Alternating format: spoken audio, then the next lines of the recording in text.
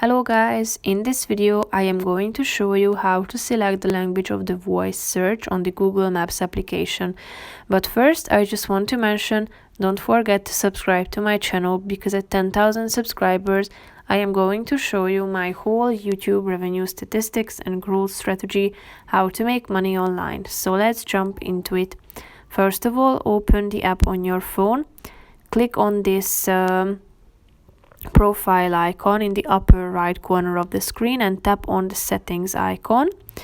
Scroll down to the using maps section and tap on the voice search option.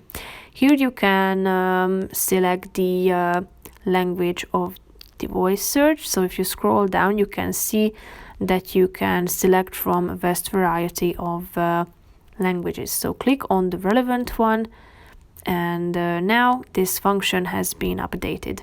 So you can change it anytime by repeating or following these instructions that I've just mentioned.